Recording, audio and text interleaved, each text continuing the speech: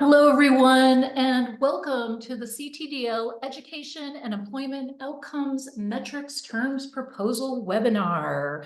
I am Jeannie Kitchens, Chief Technology Services Officer with Credential Engine.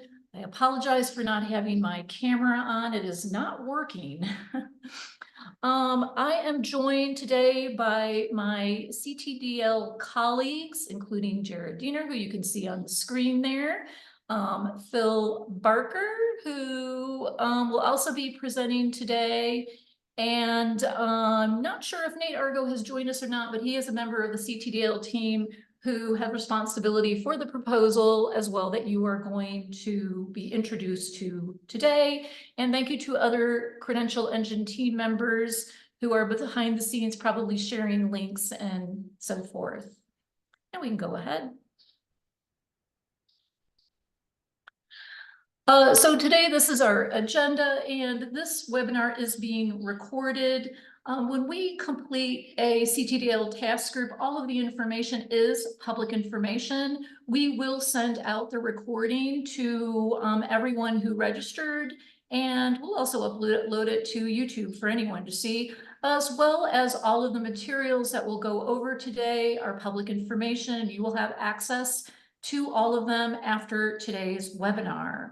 I am going to provide an overview of the CTDL update process, and then Jared is going to go over how we convened and completed the CTDL Education and Employment Outcomes Metrics Task Group. And as you can tell, that is a mouthful. So we are going to call it the EEOM Task Group.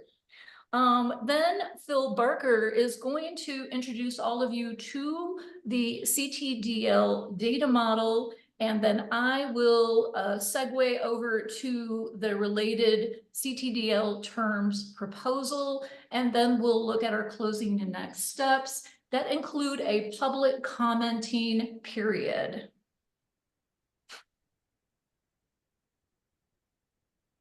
For those of you who may be new to our work, and those of you who do know us, this is a reminder.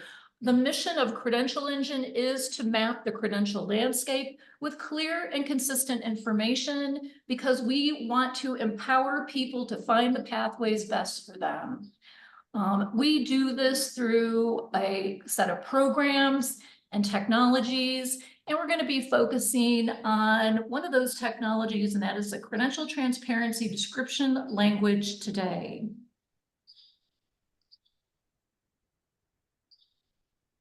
Also, as a primer, just to give you context for the CTDL is a linked open data schema. It is a very large, and I want to stress something very important. It is a living language. It is not something that gets put into a PDF document and forgotten. We are constantly working on the CTDL, and that is why we are having this webinar today. But we not only maintain and manage a CTDL, we have an entire suite of publishing tools available for people and organizations to utilize to publish information as CTDL linked open data structure. That data can be published to the credential registry and available as CTDL linked open data for other tools, systems, applications, and so forth to consume. If you're interested in publishing to the registry and you have not yet, let us know and we can make sure you get additional information.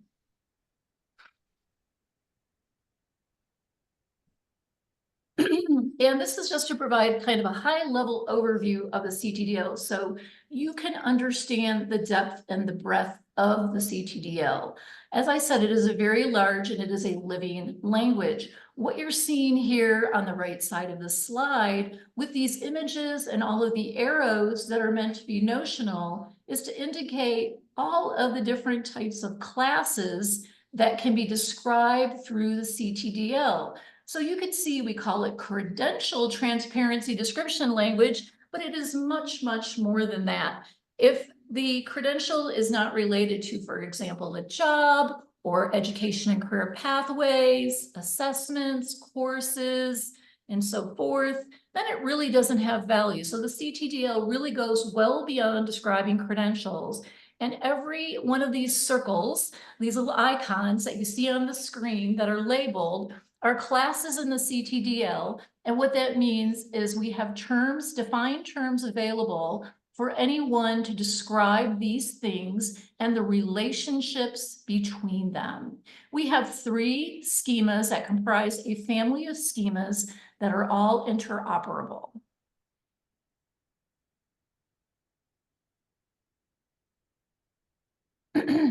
And CTDL supports integration and linked open data. And this slide, it is a little busy, but it is important. On the left-hand side, what we want you to communicate here is that standards for system-to-system integration define the records of more or less rigid schema according to mutual agreement with a domain known for purpose. And you can see some examples in there of integration going from system to system.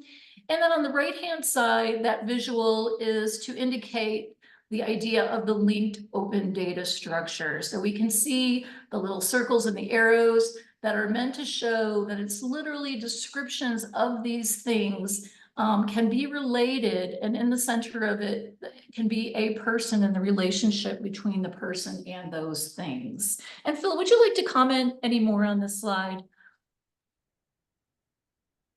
I think you did a good job. Thank Okay, you. job. Okay, we can move on then. Good job. All right. Also, again, CTDL living language. This is, you may not be able to read all of this, but you'll have access to the PowerPoint afterwards if you want to take a closer look.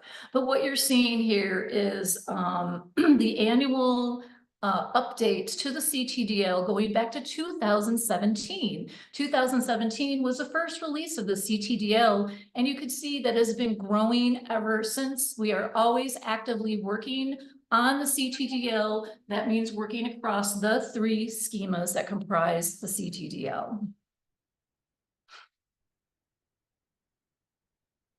All right, so that's a little bit of background just to help everyone understand the context of this proposal today. And now I'm going to just provide you an introduction to the CTDL update process. So we do have a policy around it. We cannot just randomly go in and make significant updates to the CTDL. We have a policy. It is on our website. Anyone is welcome to take a look at that policy. And it defines how we go about making updates, and that includes forming task groups. And so that is what we have done. This is the output from the task groups. And here you can see the relationship between how CTDL works with the Credential Engine team, a CTDL advisory group that anyone is welcome to join, and CTDL task groups. And these task groups are time-defined, outcome-oriented groups that complete a set of deliverables, and then we close the task group and implement the outcome from that task group. So as I said, we convene a task group, and that is a group of subject matter experts. And when we form these task groups, you do not have to be an expert on CTDL. We totally understand that many people are not. What you have to be is a subject matter expert in the area that we are working on. We typically meet over 6 bi-weekly meetings over a period of approximately 3 months. And that's really important because we know your time is valuable and we want to make the most of it. Then after closing a task group, typically approximately 2 weeks after closing, we hold the public webinars, and that is what we're doing now. Then we support a 2-week comment period. So after this webinar, we're going to encourage all of you to follow up by looking through our terms proposal and making any comments on it. And what we've noted here in the bold is what's really important is we want to ensure an orderly process to expand the CTDL, yet make sure it is durable and persistent value of the CTDL linked open data. So again, just stressing the process and the importance of it. So this is what it looks like when you join a task group. As I said, we anticipate about 6 meetings. We always have a charter. Every task group is chartered and has a plan. The deliverables include identifying use cases, gathering real world examples, mapping relevant schemas if there are schemas that we can map, reviewing and providing feedback on the CTDL domain model, developing and reviewing terms and definitions. Every single term in the CTDL is defined. We don't have any kind of notion of having a term that does not have a definition for semantic meaning. We also do things like encode JSON LD examples to make sure our model actually works. And we include the terms proposal, with the terms proposal, a minimum data policy for the credential registry. We get consensus to go forward. And so we have completed these things, and Jared will go in more detail into what exactly the education and employment outcomes metrics did, but this is a typical setup. So, and I won't dwell on this slide, but the point here is that we have a highly structured approach to updating the CTDL. It is very important to get subject matter expertise. We literally cannot do the updates without it. And we structure the meetings in a flexible way, depending on the topics, but we do have a formula that works every time. We always get the outcome of completing the deliverables. We can go on. So this is a summary of everything I just said. So we had our education and employment outcomes metrics task group over on the column on the left. We completed all of the deliverables with that task group. And by the way, if there are members of that task group that joined us, thank you. You are the reason we are here today. In the middle here, this is where we are now. We are doing public webinar. It is followed by a comment period, and then we have to implement it. The CTDL and Credential Engine technical team have a lot of work to do behind the scenes, and we'll let you know when that's done and invite you to the launch webinar to be able, so everyone can use the model that is completed. And Jared, I'll turn it over to you. Thank you, Jeannie. I'm going to give a quick overview of the EEOM task group, and I'll talk a little bit about our structure, our process, and our outcomes. So this is a list of the task group members. We brought together 35 subject matter experts from a variety of backgrounds, including education, government, workforce development, statistics and research, and other related fields. It was really important to us to have a collection of people with diverse areas of expertise to bring to this somewhat complex topic. I will echo Jeannie's comment in extending thanks to everyone who participated for devoting considerable time to providing input and expertise to the task group. We really appreciate all of your support. So it's important to note that the CTDL already supports publishing education and employment outcomes metrics. And there are several data sets that have already been published to the Credential Registry by states and higher ed systems. So the purpose of this task group really is to refine the existing CTDL model so that we have more clear and explicit definitions of these outcome metrics. The CTDL is a living language, and it continues to evolve to reflect the needs of the education and employment ecosystem. So you can see here our task group purpose and charter, which lays out and describes the purpose I just mentioned of improving our existing CTDL model for outcomes metrics.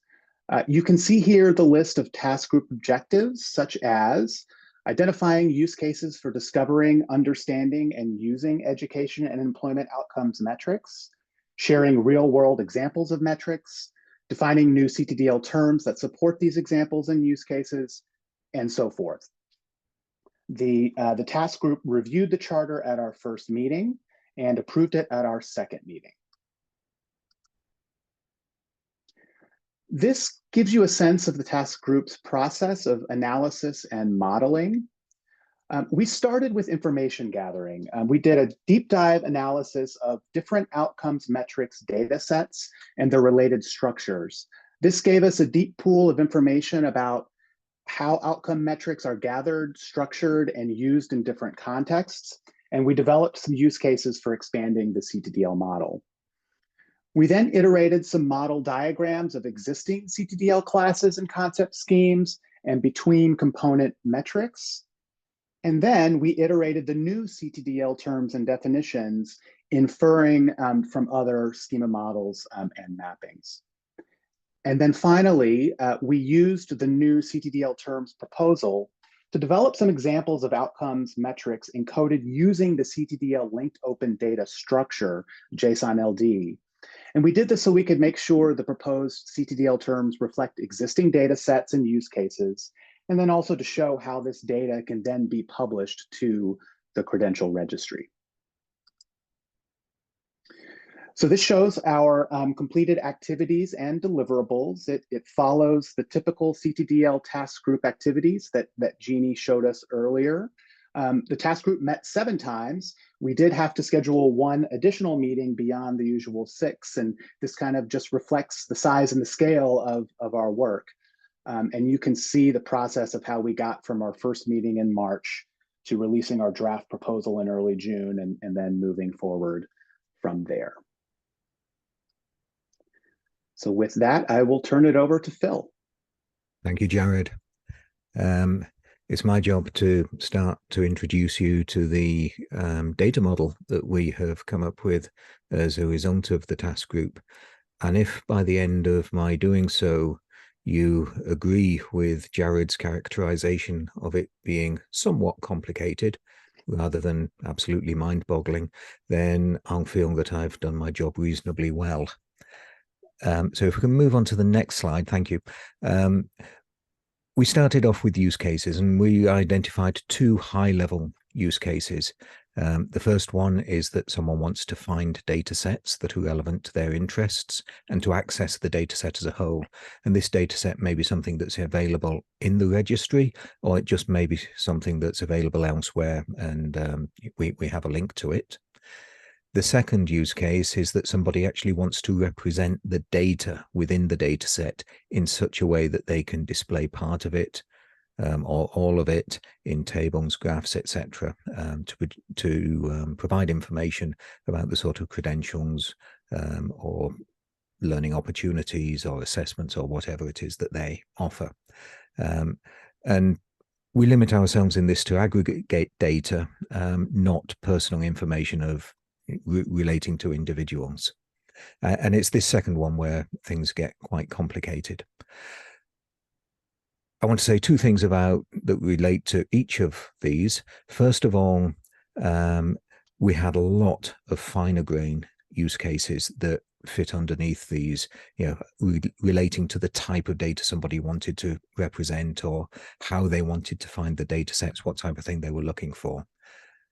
And the second thing I want to say about these use cases is that for each of them, there is an existing standard that we looked at and analyzed and used in part or for inspiration.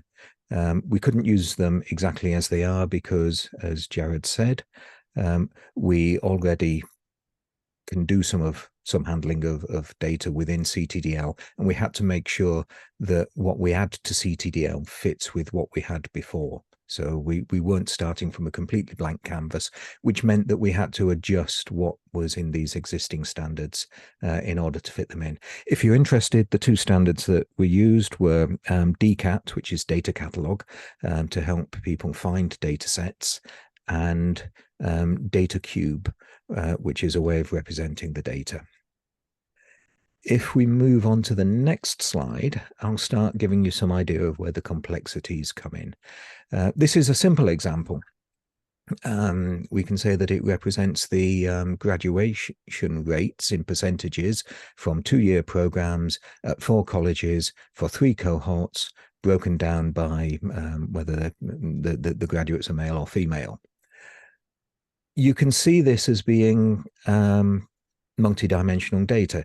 It's shown as a table, but in fact, there are several different variables at play. There's the college that somebody went to, there's the cohort that they were part of, and there's the gender, male or female, of the person, of the people in question. And the graduation rate that's observed depends on each of those independent variables. So we can rearrange this table on the next slide, which begins to show you how you can see this as being three-dimensional data. College is one dimension along which the observations vary. Sex is another dimension, and the cohort year is a third. So we can introduce some terminology that's going to be important when we look at the model. And that's on the next slide. The most important thing that we have is the metric, the thing that we're measuring, the thing that we're actually interested in, which in this case is the graduation rate. And we'll have other examples of metrics as we go along. And the other most important thing, of course, is the observation, what you find the graduation rate to be here as a percentage.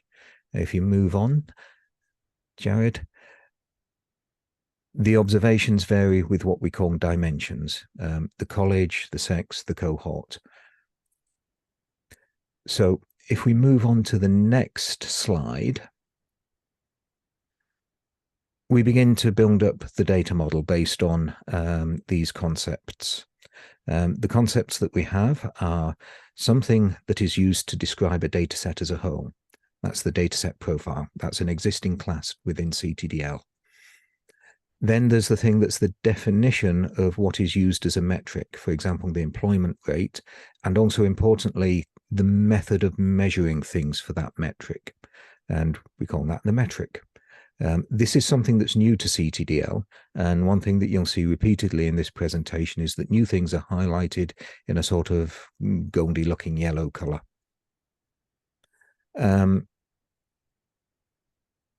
The other thing that one of the other things that we introduce is what are the things that affect the value of what's being measured? For example, industries, occupations, demographics. Those are dimensions. And finally, there's what's the outcome of a single measurement, and that's the observation. Those four things are the core of the data model that we have. And if we move on to the next slide, we see a very minimal example of how this can be applied. This is a simple case of a data set which is relevant to a program of accounting assistant. The metric is the completion rate for that program, and the observation is 75%. So this is modeling the fact that the completion rate for a program is 75%. That's hopefully reasonably simple. If we move on to the next slide, suddenly you see how everything can be quite complicated. This is the full data model that we have. And this is what allows us to meet all of the use cases that were presented to us. I'm not going to go through this diagram in detail on this slide, but what I am going to do is to work through an example which will illustrate how different parts of it work in order to meet the high-level use cases that I mentioned earlier. So if we move on to the next slide, we will see that example, and it's an example of Washington Career Bridge. It's part of a larger data set. The page that you're seeing here is part of a larger data set. This page relates to performance results for one credential, certificate of achievement as an accounting assistant from Bellevue College. But the data set as a whole has got many other credentials from other colleges in it as well. Even on this one page, though, you can see that there are several different metrics and observations that are being presented. There's completion rate, which is a metric, which is being observed. The observation is being presented as a percentage. There's employment rate. There's hourly and annual earnings, and the observations for the earnings are as a median in dollars. And then there's the industry of employment. And you see how this is breaking down employment by industry. So you get the sense that there's another dimension coming in here, which is what is the industry in which the people who've completed this program get employed. So let's look at modeling that against the use cases that we've got. The next slide shows how you would model this for simple discovery. You can imagine the sort of things that people wanted to be able to discover data sets for. They wanted to say, okay, show me data that indicates the quality of this college, or show me data that indicates the quality of this particular certificate of achievement from this program, or show me data that relates to a particular location, and show me data that's been provided by a particular organization, or perhaps not as a search. I need to know who's providing this data in order to interpret that, in order to interpret it. And also, it's one thing to find the data. One thing to find that the fact that the data exists. What I really want to know is, where can I get the data? How can I interact with that data? So what I'm showing on here is the answer to all of those questions. You can see that we've got relationships that show that this is a relevant data set for Bellevue College for the accounting assistant certificate of achievement. We can show that it covers Washington State, spatial coverage is Washington State, and it's provided by the Workforce and Training Education Coordinating Board of Washington State. There's more information behind each of these objects. And you can see that there's a data service that is used to access that data. And I build this out in a little bit more detail on the next slide, which shows us a block diagram, the part of the domain model that's relevant for this, to give a little bit more idea of how things can be related more generally, and to introduce also two entity types that are important if you're finding a data set. One is a data set distribution. That's a specific representation of a data set that allows you to download the entire data set as a CSV file or in JSON-LD or whatever. The other is a data service, which are the sort of interactive dashboards that provide access to data sets and let you browse among different organizations or to view different aspects of the data. And that's in fact what the screenshot that I showed initially was from. You can also see that the spatial coverage and the temporal coverage, each, and the data provider for that matter, each come from entities that can be fully described to give more information about them. And how fully described is shown to some extent on the next slide, which shows you the part of the overall data model that relates to data discovery as I've shown it so far. So you can see that there are several properties for dataset distribution and dataset service, which will help you interpret and discover them and find out whether they're the one that you want to use. This doesn't allow for discovery based on what does the data cover. It doesn't tell you that this was data about completion rates or employment rates, typical earnings, industry of employment, because all of that comes in when you start looking at the rest of the data model, which is what we do next. So this is the modeling. This is where it starts to get more complicated. This is the modeling of the actual data that's presented on the page that I showed initially. And what you can see here is that this being part of a larger data set, the values, the observations that you see will depend on which college and which credential is being shown. And so there's one dimension, which is all of the colleges, and another dimension, which is all of the credentials. And the data that we're looking at here relates to one college and one credential out of many that can exist as points along those two dimensions.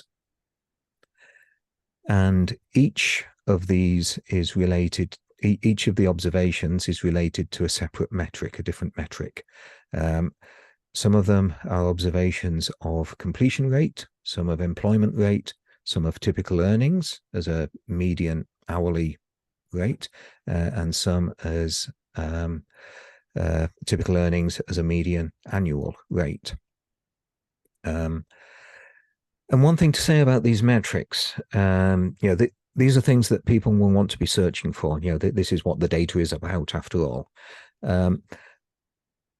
And that's important for that gives two requirements. One, we need to say, okay, if you're interested in data on completion rate, here's a way of categorizing, or here's a way of accessing all of the data that falls under that category.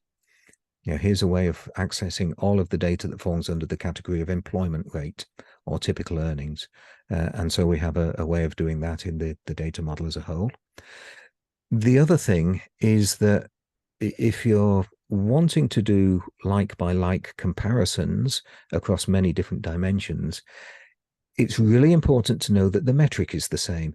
It's not enough to know that you've got a measurement of employment rate, but you need to know what is the definition of employment that's used when you're doing that. What's the source of the data for employment?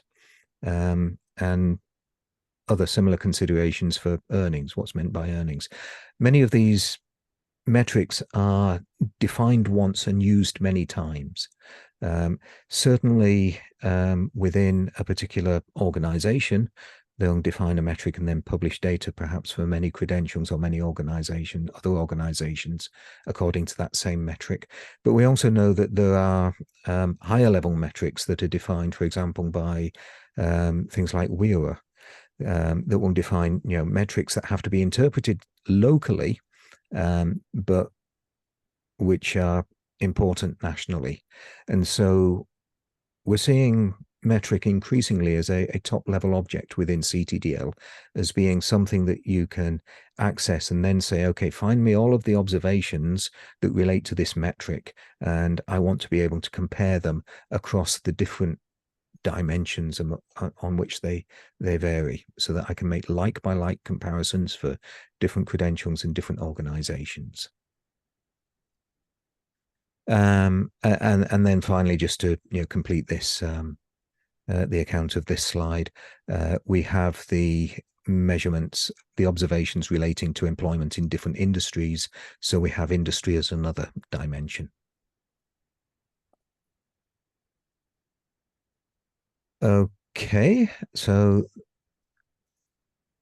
I just want to go back to the simple slide. No, sorry, sorry, Jared. I didn't mean literally go back. I meant the next slide. This slide goes back to a simple representation of the data, because I've shown you what's possible in all of the complexity, but I do want to emphasize that at the heart of it, there is something which is reasonably simple, given the complexity of what we're trying to represent, and that is this idea of a dataset profile, which uses a particular metric. The metrics can be grouped by metric type. So this is the way that gives you groupings of metrics that relate to employment or to earnings. The dataset has observations. These are the things that you actually see. The observations will depend on where you are along a dimension, where a dimension is the things like all of the credentials that you're measuring, or all of the organizations that you're measuring, or all of the industries that you're interested in. And finally, on the next slide, we have just a quick summary of the impacts and benefits of this model compared to what we had before. It allows a wide range of metrics to be represented and discovered, and indeed reused. And the reuse of the metrics means that you can make like-by-like comparisons. it's more flexible than the current Q data entity relationships that we have. They relied on a type of hierarchy, I guess, that made certain assumptions about what was where. But with that flexibility comes a level of abstraction that can be difficult to grasp. However, perhaps it's a little bit counterintuitive, but the level of abstraction in the data model, which makes it more complicated, actually means that the representation of the data at the end can be somewhat simpler. So that is what I had to tell you. Before we go on to the terms proposal, I really do want to pause a moment here. I have not seen any questions coming up in the chat, so Phil, always an excellent teacher, is always doing a fantastic job, but I'm a little surprised that nobody has any questions. So let me just double down on the invitation. We really like questions, and we like hardball questions as well as the softball questions. So feel free to toss us a question. Let us know, thumbs up if you're following along here. We really do want to make sure that everybody is understanding this work and the modeling. We understand that those diagrams were, I mean, they're diagrams. So, but are you able to follow along? Does it make sense? What questions do you have? Thank you, Andy. Quick question from Robert is asking my favorite question. Oh, good. Because you know how I've banged on in this about this in recent meetings. Does the data provide the N number, the number in the set? And the answer is yes. The observation allows you to specify what was the size of the population, what was the size of the sample within that population, and at the moment what we have is the number of for which there is no data, the number in the sample for which we have no data. And one of the things that I'm very keen on is feedback on whether that approach makes sense, whether that is enough information in the right way to allow you to interpret, make the sort of interpretations that you need to make when you're told that, the average is 42. Let us know, Robert, if you need additional information or if you want us to jump back to the diagram to look at that. And then we have another question from Sean. Thanks, Sean. Oh, okay, stuff keeps coming in. I lost your question. There it is. No, it wasn't Sean. Somebody else. So simple question for now. We are working on this at the moment. Industry, how is that defined? Excellent question. Every term is defined, and in the diagram, the color coding orange means it's new, and so we are proposing a definition, and I'm going to go over that proposal, and you can take a look at that definition in just a moment. Anything else come in? Another one from Robert. I'm beginning to like Robert. Well, no, that's not true. I've liked Robert for a long time. I know him for a while. I'm beginning to like the questions he's asking. Average is mean or median. An observation doesn't have to be a single value. We have within the observation class properties for displaying the mean, median, percentiles, quartiles, standard deviation. And we can add more if they are useful. Yep. So if anybody if anybody's asking for skewness and kurtosis, I think they're probably going a little bit too far. Oh, come on, Phil. All right. I think that's it. If I missed anything, somebody let me know in terms of the questions. And yeah, well, Paul, thanks for that. We can make sure the follow-up meeting includes the documents attached, but because multiple people will be looking at them, you won't be able to see other folks' comments. So just keep that in mind, but we understand. Let's go ahead and go on We, to we the have next a slide. we have a question from Giselle that Oh, came through okay. the Q&A rather than the chat, which is fine. How is Okay. the data being used functionally by educators and employers? How is it being? Go ahead. I think the answer is that's up to the educators and the employers. We do have a set of use cases that were presented, which I believe are available to anybody to look at, which describes how they wanted to use it. But yeah, Jeannie, maybe you have examples of Yeah, and we also Sure. We also have a number of examples of researchers that find this data very valuable and want to be able to use outcome data in ways that are scalable. And they also want to be able to then represent the output from their studies and research, like for example, on data in the registry, and then output as metrics that are machine actionable. So I'm sorry, that's a little vague, but that's the best we can do right this moment. As time goes on, we can learn more about how people are using the data and talk about that as well. Why don't we go ahead and go on to the terms proposal so we can make sure we have plenty of time for that. So just to reinforce what you were seeing on the slides that Phil covered, the boxes that you saw in the diagrams are called classes. And you can just think of a class as like a container that you fill up.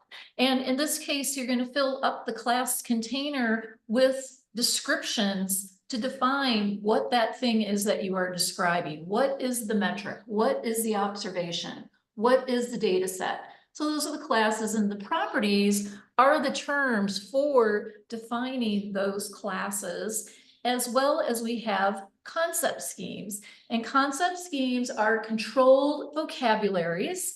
And you could think of them, for example, when you use, say, online forms that have a pick list, or when you're on a website, or like the credential finder, and you filter on specific, concepts or controlled vocabularies. That is the purpose of a concept scheme. It really helps for things like filtering, search and discovery, and all of these comprise the CTDL.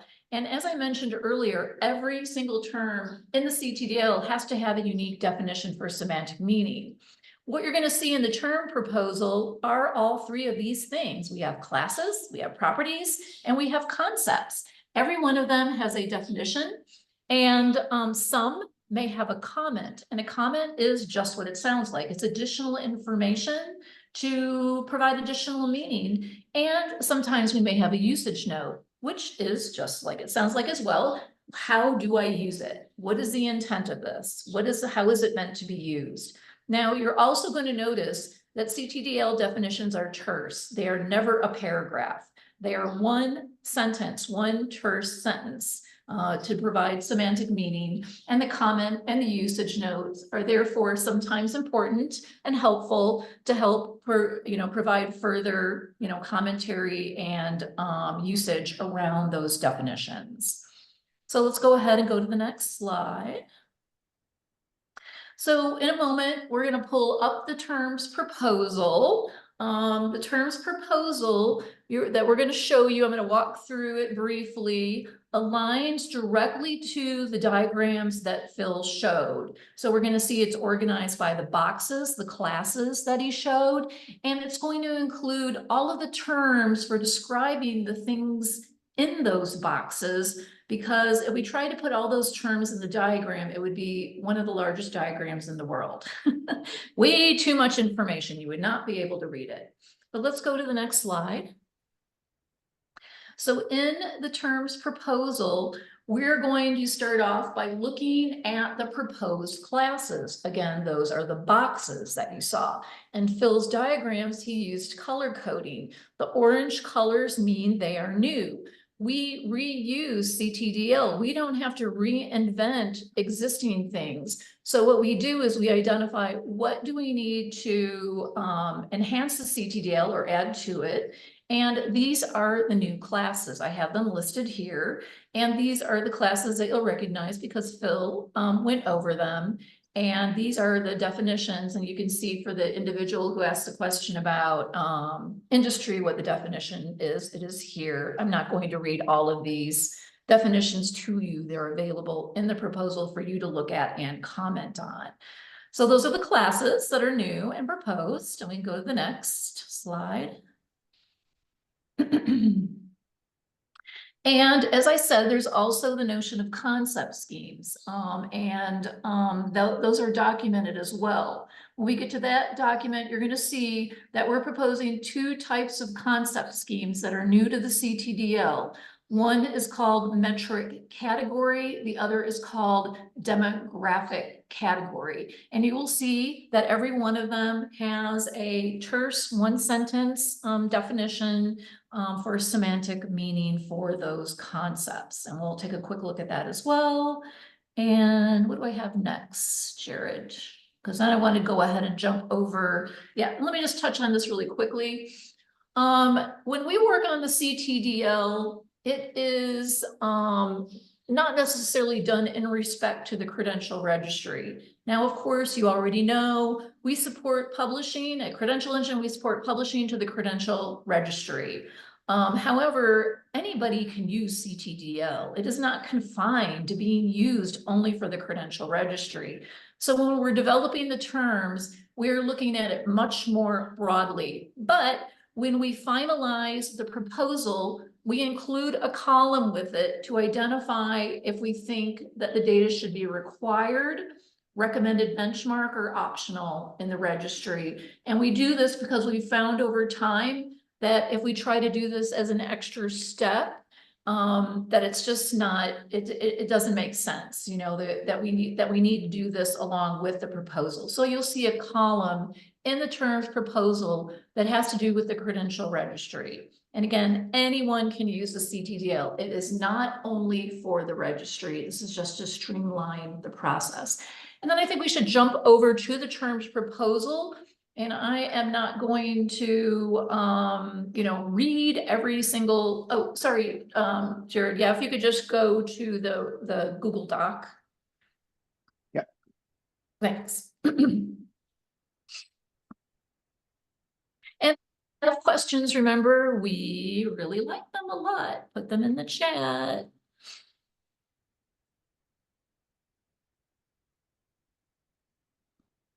All right, so this is a Google Doc. This is available to all of you. It's open. It's available to anyone.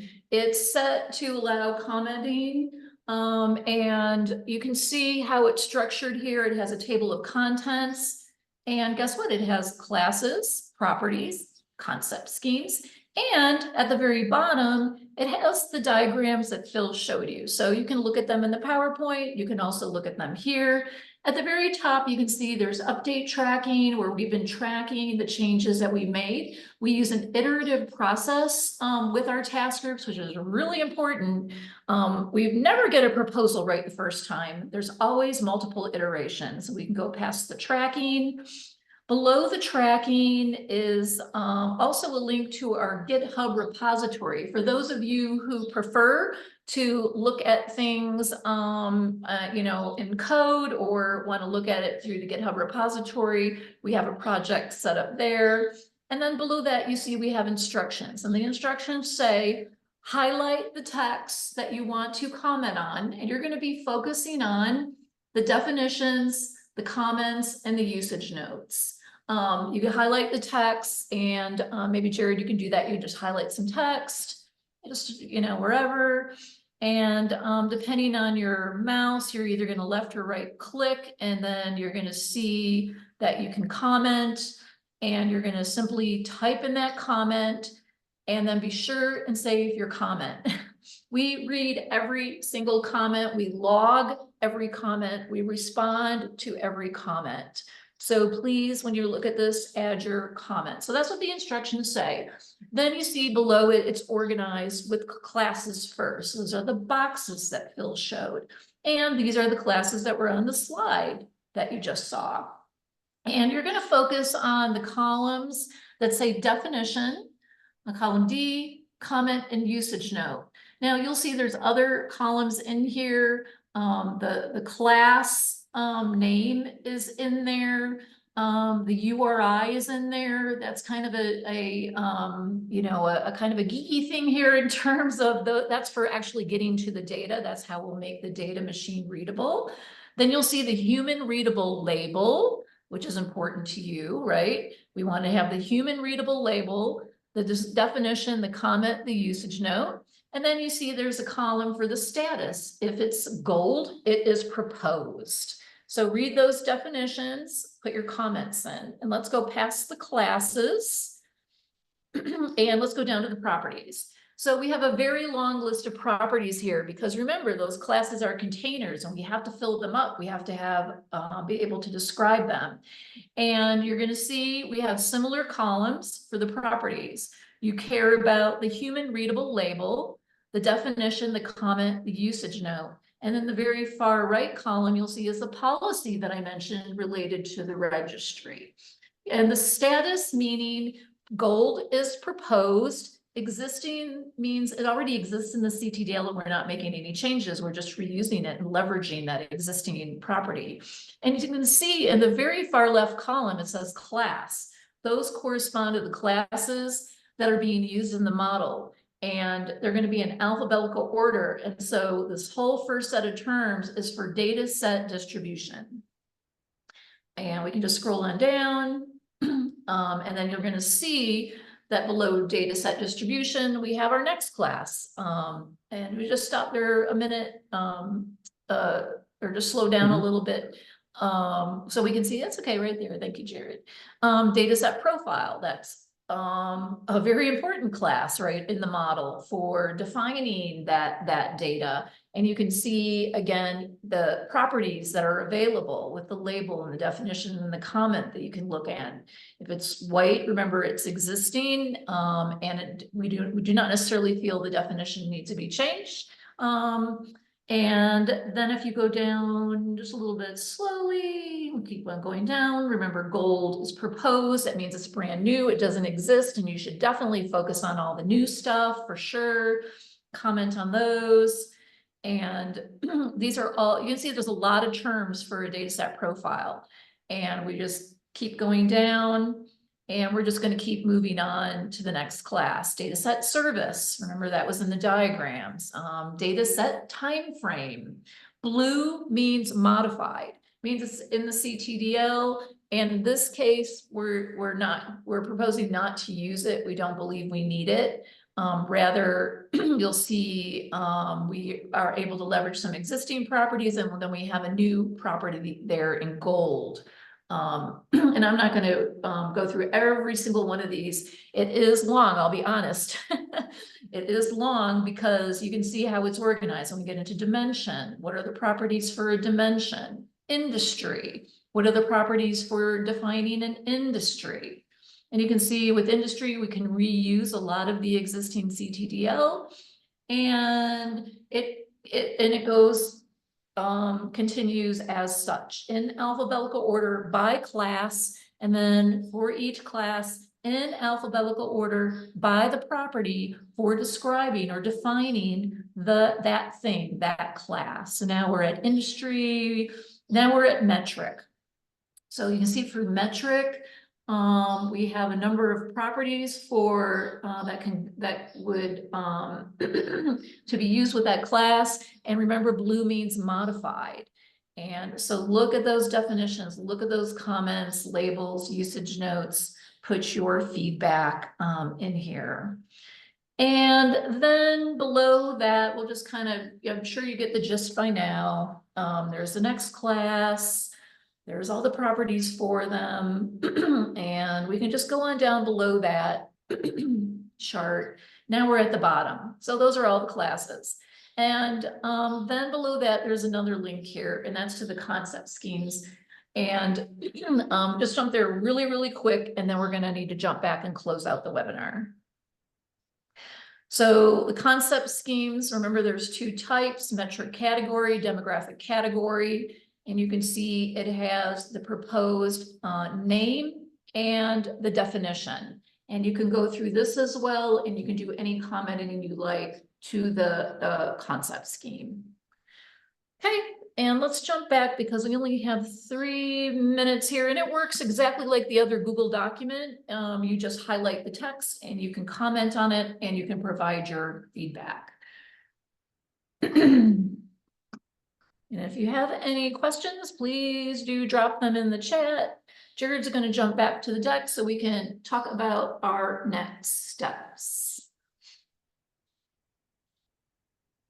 Okay. Thank you, Jared, and we are going to go ahead.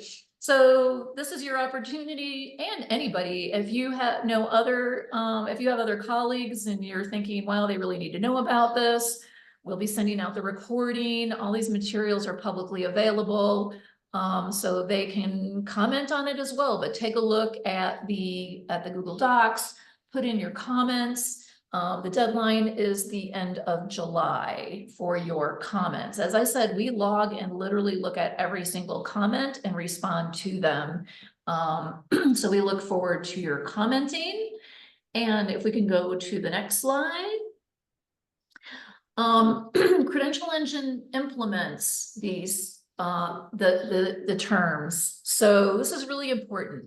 We need your comments because behind the scenes, we're going to start readying for things like implementing them. We have to update the CTDL handbook.